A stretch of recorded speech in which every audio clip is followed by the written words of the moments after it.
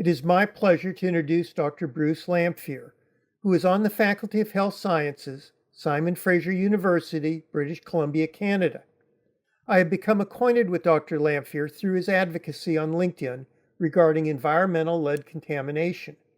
Tonight, he will be addressing us on the significance of population health strategies that have contributed to the decline in heart disease. This serves as an example of the critical role the public health initiatives play in reducing the prevalence of various diseases. Dr. Lanphear, the floor is yours. It's a delight to be here, and I wanted to bring together several of my interests. One are population strategies, second, lead or lead poisoning, and third, making videos. So I'll show several videos today. And I wanted to do this in the context of toxic hearts, the mysterious decline in coronary heart disease or heart attack deaths over the past 50 or more years. About 40 years ago, it was recognized that coronary heart disease deaths appeared to be declining. So they decided, the National Heart Institute, now the National Heart, Lung, and Blood Institute, decided to convene a group of over 80 experts from across the country, scientists and physicians, to try to understand first whether the greater than 20% decline in coronary heart disease mortality since 1968 was real, to discuss possible causes, and finally to recommend further studies to elucidate the causes. They decided it was real and in fact found about 190,000 fewer deaths than expected. 3 years later, Dr. Robert Levy, who was the director of the National Heart Institute, said the decline in coronary heart disease epidemic in the 1970s strongly suggests that we can control and eventually eradicate modern civilized man's most serious killer disease. Now, this was a big deal. In the 1960s, 1 out of 3 deaths were from coronary heart disease or heart attacks. And here Dr. Levy's saying that we're going to eradicate it, or we might be able to eradicate it, very much like smallpox. He wasn't saying we need more drugs or we need more surgery. He was saying maybe we can eradicate it. So it really was quite profound. They came up with a number of possible reasons for the decline, everything from maybe it was an artifact or the coronary cardiac units, or maybe it was better surgery, or because people had access to Medicare and Medicaid, or smoking.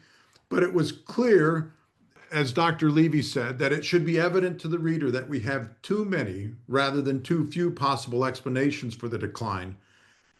In other words, they had no idea what was causing the decline. If you compare the coronary heart disease death rates in the United States, shown here in red, and this is in men, you can see that there was an apparent decline that they talked about. In contrast, in Britain, there didn't appear to be a decline. It was flat. Still, Jeffrey Rose, who was one of the leading cardiovascular epidemiologists of the time, was convinced that the decline in the United States was real. And he said, in Britain then, we're failing to prevent a preventable disease. So he didn't know what was causing it either, but he was convinced that it was real. So perhaps we could start with just the list, the typical litany of risk factors for coronary heart disease.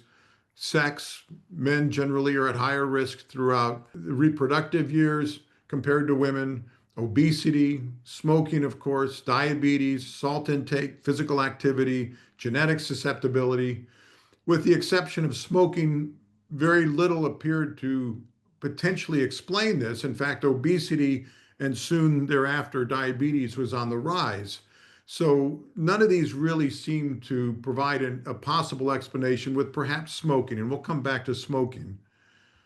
And then about 20 years later, with the 6-city study, it became clear that airborne particles were also a potential explanation for this decline. And we'll come back to this one as well.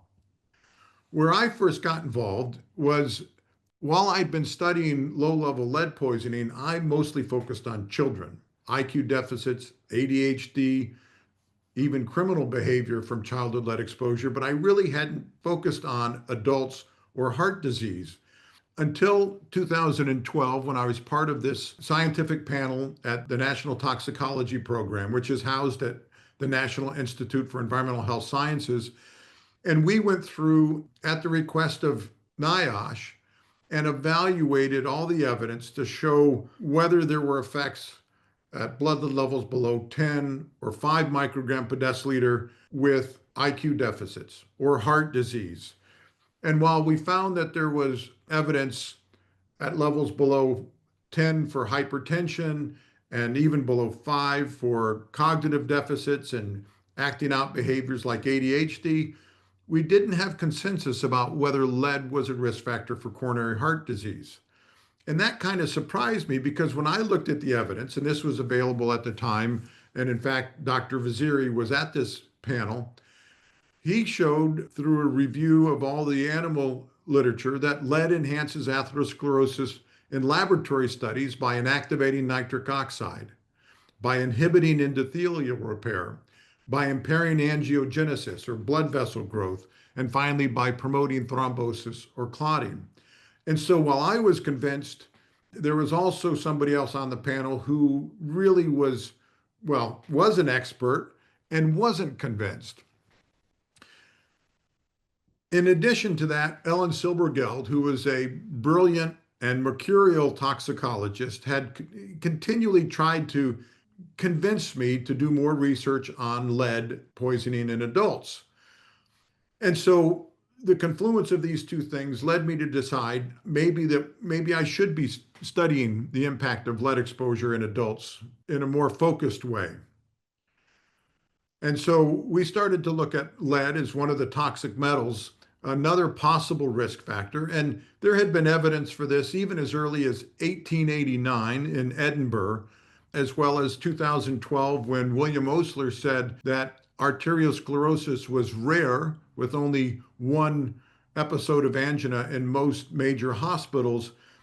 And we really didn't know what caused it, but chronic lead intoxication was one risk factor, even if they didn't understand the mechanism.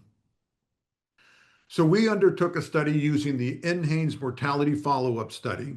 This was a baseline from 1988 to 1994. And it so happened that NHANES 3, which is what it was called, was specifically designed to look at cardiovascular disease. And so we wanted to ask two questions. We wanted to estimate the number of cardiovascular disease deaths in the United States attributable to lead. Nobody had yet done this.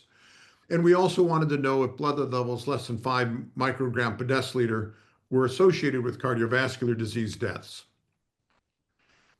We were able to follow over 14,000 adults for a median of 19.5 years. During that time, 4,400 participants died.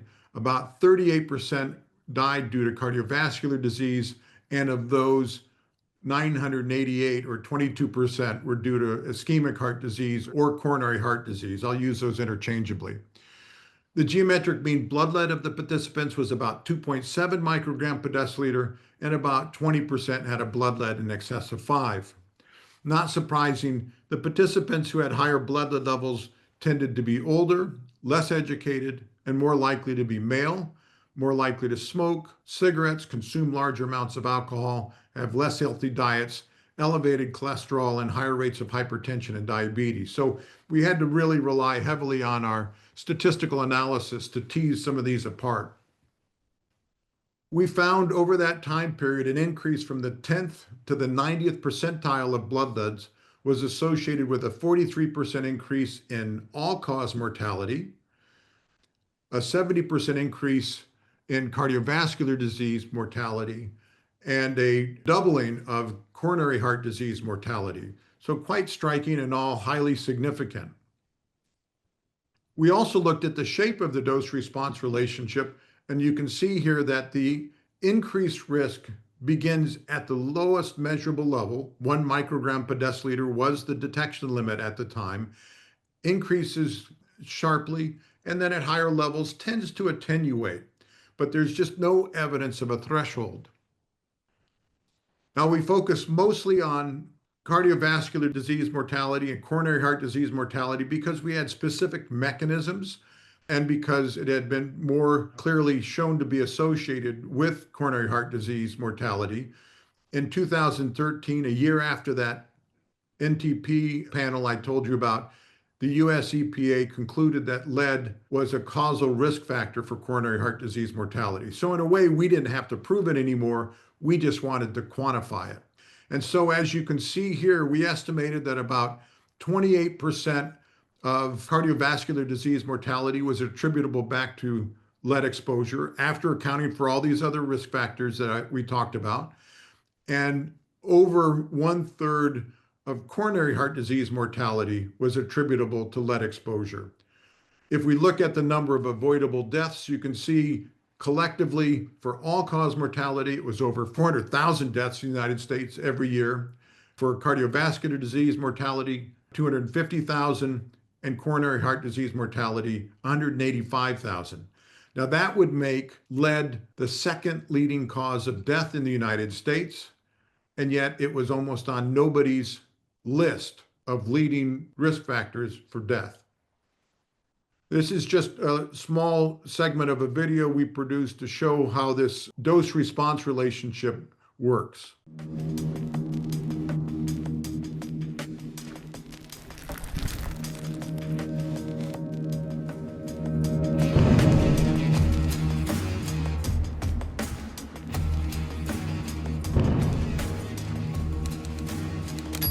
Lead is also a risk factor for coronary heart disease.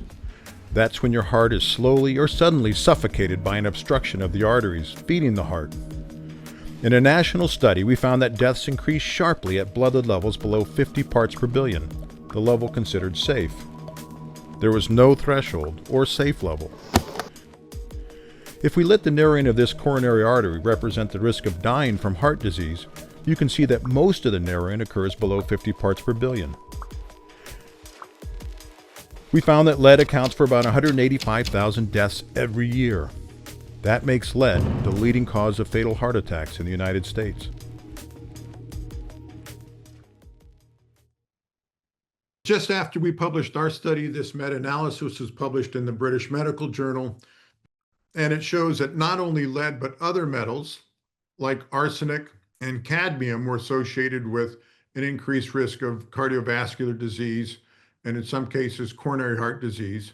But if you just focus on lead, you can see in this case in over 90,000 individuals, you can see an increased risk of lead and cardiovascular disease, coronary heart disease, and stroke. So we've got quite a line of evidence supporting the relationship now, and we have some evidence about the dose-response relationship as well. This is a little-known study that was conducted by a master's student in South Africa in 2023. Last time I checked, only 3 people had cited it, and I think I had cited it twice. I think this is an extraordinarily important paper because the initial lesion associated with atherosclerosis and therefore coronary heart disease and the leading cause of death in the United States and worldwide is called endothelial dysfunction, which is just thickening of the endothelial cells lining the inside of the arteries. But nobody really knows what initiates it. Well, what Leon Van Strip found is, well, let me say how she came upon this. Sometimes, like other major discoveries, by accident. Her supervisor had a grant that required her students to study heavy metals. Somebody else in the department had a license to look at endothelial cells in culture. So she added small amounts of lead and cadmium to the tissue culture, and at extraordinarily low concentrations using electron microscopy, she could see tears or blebs in the endothelial cells. And these were at levels considerably less than the mean blood level in the United States today in adults. 0.14 microgram per deciliter versus 8.5.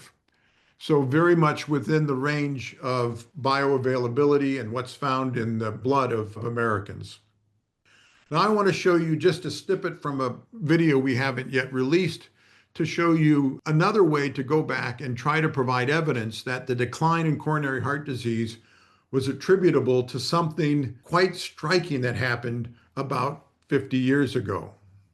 This is where things get really interesting. Thanks to growing public health awareness and lawsuits, the United States began phasing out leaded gasoline. The Clean Air Act, passed in 1970, was a game changer. Over the next 2 decades, the production of leaded gasoline plummeted, and with it, lead in air. As the use of leaded gasoline dropped, so did the amount of lead found in the blood of Americans. This toxic metal, which had been silently poisoning millions, was suddenly disappearing from the air we breathed, and with it, deaths from heart attacks. It doesn't get much clearer than this. But if you need more proof, we can look to Britain. While the United States saw a drop in heart attacks in the 1970s, Britain didn't, even though air pollution had declined. When Britain did begin to reduce production of leaded gasoline in the mid-1980s, however, heart attacks declined just as they had in the United States. But wait, it wasn't only heart attacks that declined. Hypertension, or high blood pressure,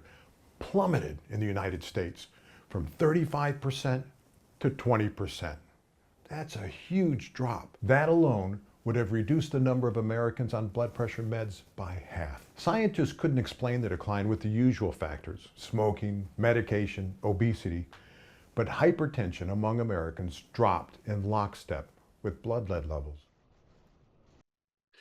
So this, I think, is really just one of many breakthroughs that can happen when we start to look through an environmental lens.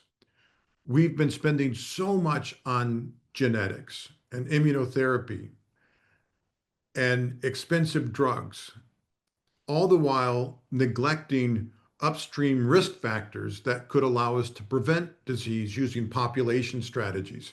So I just wanted to share a couple puzzles that we can now resolve once we recognize that lead was a leading, if not the leading, risk factor for coronary heart disease. First, why was coronary heart disease mortality higher in city dwellers during the 1970s? Air pollution. Air pollution was leaded. Now that's shifted. We see higher rates of mortality now in people in the country, but that is due to differences in smoking rates. Number two, why is acidic water a risk factor for coronary heart disease? The acidic water, very much like what happened in Flint, Michigan, leaches lead from the pipes and increases exposure to a population. And then finally, why do women develop coronary heart disease 10 years later than men?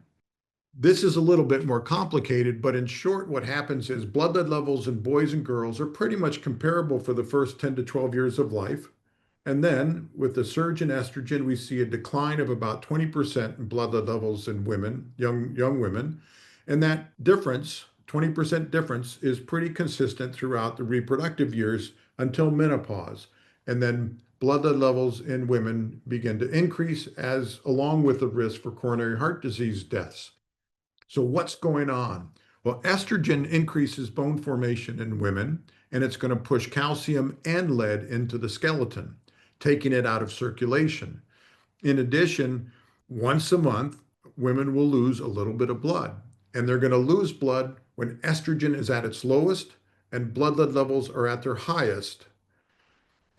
Finally, Ellen Silbergeld in 1988 published a study showing that around the time of menopause, women's blood lead levels increase by about 30% as the bone begins to break down faster than it's being built up. But she found that women who'd given birth to 3 or 4 children had a much lower increase in blood lead levels.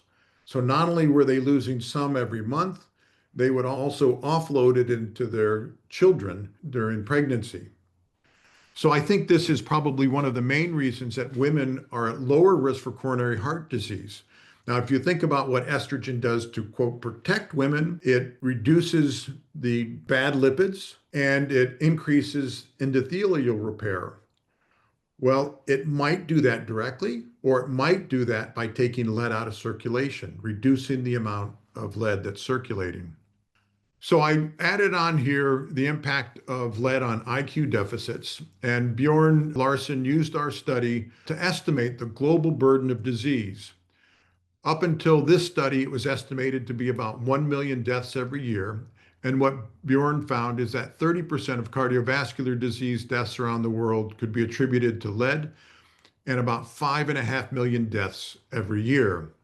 Along with that, he estimated from our other studies that about 765 million IQ points were lost every year in children around the world, for an annual cost of $6 trillion, which is equivalent to 5% of global GDP and almost 8% of GDP in low to middle income countries, because the vast majority of these deaths and IQ loss occurs in low to middle income countries, or as I like to call them, industrializing countries. Because as we reduce our lead footprint in Canada and the United States, industries push that in the form of paint and gasoline into those industrializing countries.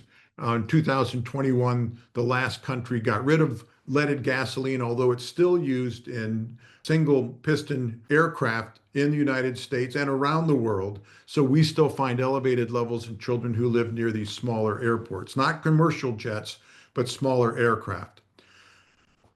Now, what about air pollution and cigarettes? This was a study done by Arden Pope, and he found that same dose-response relationship, or in this case, exposure-response relationship, beginning at the lowest measurable level, a steep increase in the risk of coronary heart disease, whether you measured it as PM 2.5 or as the number of cigarettes per day. So can we say with confidence that it was lead that led to this decline, or was it air pollution? Well, we really can't say, because air pollution during this time period, the 70s and 80s and even into the 90s, air pollution was leaded. Well, what about cigarettes? If you smoke, your blood levels are 20% higher, and you have higher cadmium as well. Even if you're exposed to secondhand smoke, you'll have higher exposures to lead. So we really can't entirely separate them. I want to just share quickly a study that gets at the impact of this exposure-response relationship for air pollution.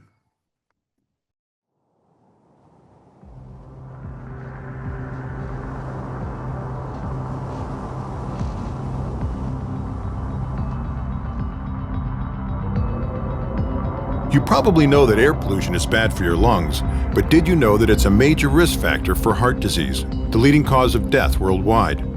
We usually focus on diet or exercise to prevent heart disease, but we can't escape air pollution.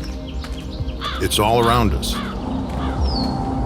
The link between air pollution and death was established in a series of disasters around the world. On Friday, December 5th, 1952, stagnant weather trapped a thick sulfurous smoke from the coal furnaces in the city of London. Children and elders died at a particularly alarming rate. All told, 12,000 people died, half as many that died from aerial bombings in London during World War II. Air pollution has declined since then, but it still accounts for about 8% of all deaths in London. Air pollution isn't made up of one thing. It's a cocktail of toxic gases and particles.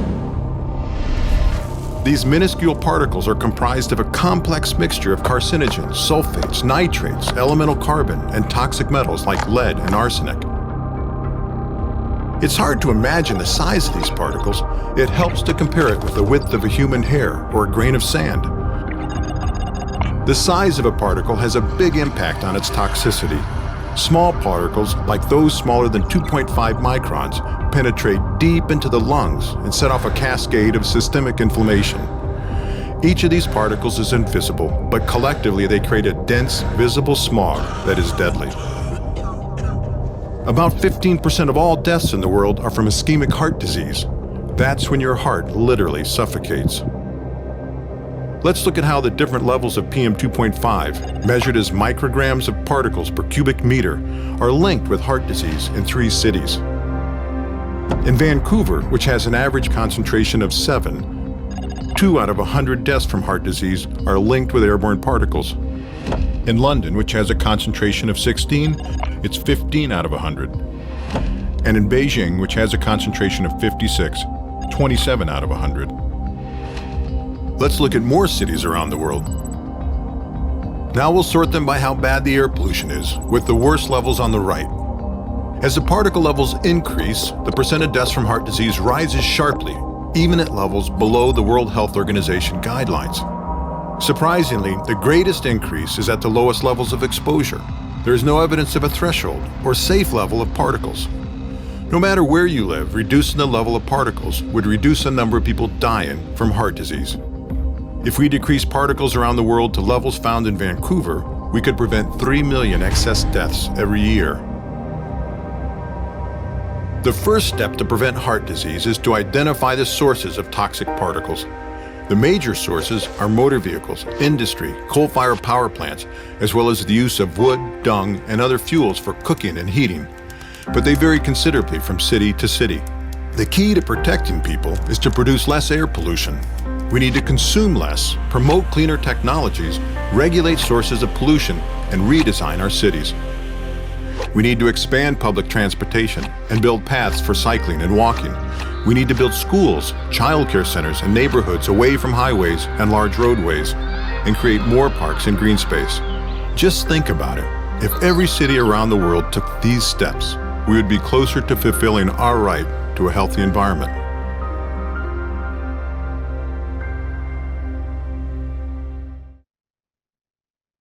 So we can see also that there were trends in cigarette consumption that fit this pattern, as did the consumption of lead and air pollution. So again, we can't entirely separate out these three different major risk factors.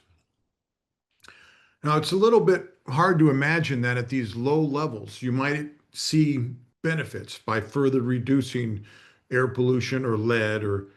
So what can we conclude? Well, heavy metals in air pollution appear to be the mysterious culprits of the rise and decline in coronary heart disease. Now, of course, that doesn't mean that other things don't contribute. Your diet, dyslipidemia on its own will contribute. But I think what the evidence supports is this idea that if we could dramatically reduce or even eliminate air pollution and smoking and these heavy metals, that we would see a sizable flattening of this epidemic that has been the leading cause of death in North America and now around the world over the past century. And in fact, if you look at the evidence from Bjorn Larsson's study, as well as the work of the Lancet Commission on Pollution and Health that was published in 2022, you can see that about 1 in 5 deaths around the world were from toxic chemicals and pollutants. And yet the amount of money that's devoted to addressing these pollutants and toxic chemicals pales in comparison. Just as an example, in the year 2023, we estimate lead contributed to about 5.5 million deaths around the world, and there was about $15 million spent in international aid to control lead poisoning. In contrast, HIV/AIDS accounted for about 1 million deaths, and there was over 8 billion, with a B, $8 billion devoted to controlling that epidemic. Not to pit one against the other, but just to point out the lack of funding for lead and other pollutants. I want to end with the prevention paradox. This was a concept that Jeffrey Rose talked about. Most death, disease, and disability, he said, occurs in people who are at low to moderate risk. Now, this seems completely counterintuitive, but I'm going to show you a video that makes this point clearer than I can.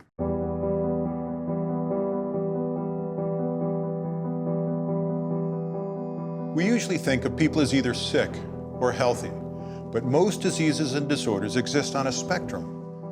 The line dividing sick people from the healthy ones is arbitrary. Over the past 50 years, we've learned a lot about what causes chronic diseases, like heart disease, cancer, and diabetes. This is key. Once we know the causes, we can prevent disease. Yet we spend most of our health dollars on treatment and a never-ending, ever-elusive search for cures.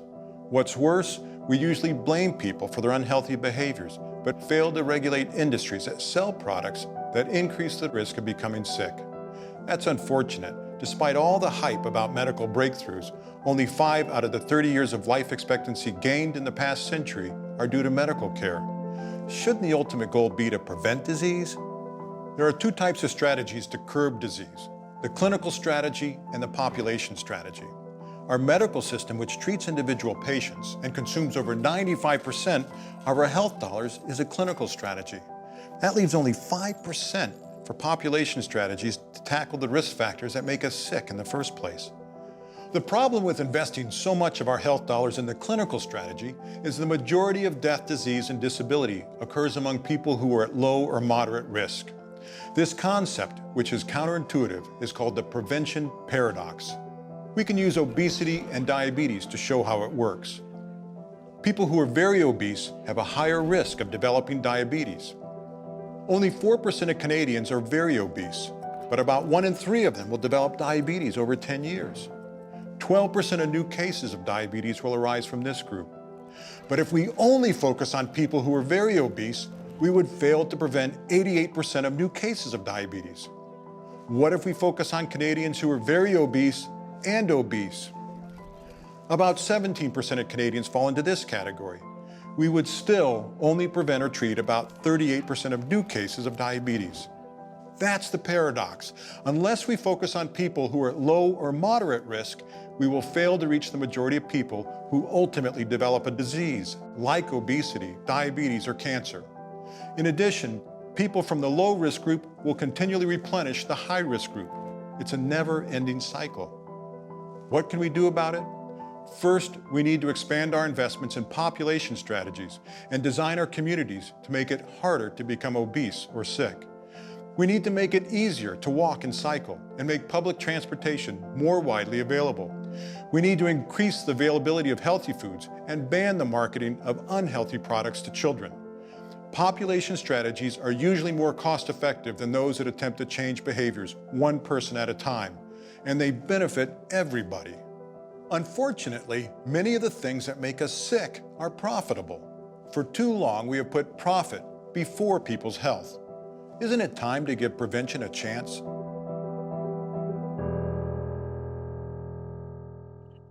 So I want to end with a quote by Jeffrey Rose. You can tell I really like Jeffrey Rose and the strategy for preventive medicine that he developed. When exposure is collective and unavoidable, he said, only collectively enforced control can be effective. And yet, for the most part, we focused on trying to change individuals, one person at a time, instead of addressing the root problems for many of these, which if we follow them back, oftentimes will take us back to either major corporations pushing certain foods, or in the case of the talk today, pollution, tobacco, and lead and other heavy metals. So we've got some real opportunities to begin to use this population strategy, which by and large is more cost effective than individual strategies or clinical strategies, and begin to have a real impact on people's health. Thank you for the opportunity again to talk with you and share some of our work.